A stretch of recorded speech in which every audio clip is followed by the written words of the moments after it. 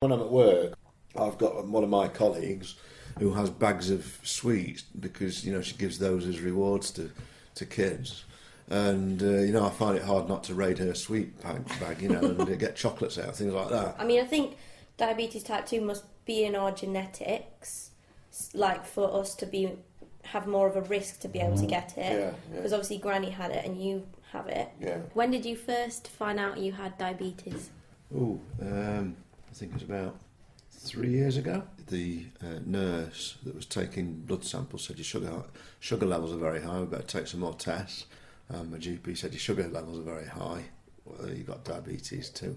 Since I found out, to start with, I changed my diet. I cut down my carbohydrates. I cut out eating as many sweets and as many biscuits and things, but I couldn't cut them out completely because you've got to be realistic about your diet. Because you kind of, when you do without these things, you kind of crave for them, don't you? Realise I am kind of a secret eater as well. I don't know what it is that comes over me, but I just secretly binge if I can. You're not always thinking, dear, if I eat these, it'll lose my sugar levels up, and I could end up with my eyes dropping out and my feet falling off.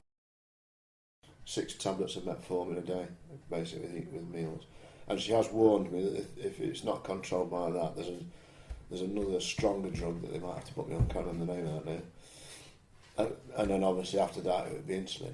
Yeah. No, I don't really want to be doing that. If I lost 2 stones, that would be my fighting weight. It's not just through diet alone, it's through regular exercise as well. From what I've learned from Michael Mosley, Dr. Mosley, the TV guy, I realised that 20 minutes a day would be ideal. Regular physical activity reduces the risk of type 2 diabetes in adults by 20 to 60%. Oh, right. And then you've got to think about, I don't know, obviously with your health, like your future self as well. Diabetes ranks as one of the top 2 causes of blindness, renal failure and lower limb amputation.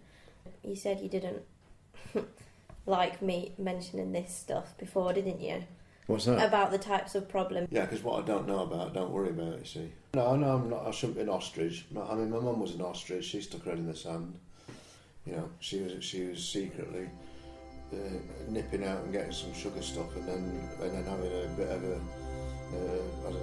a sugar attack, and then falling over and ending up in hospital. It was the beginning of the end for her. I wouldn't like you to die earlier than you're supposed to. No.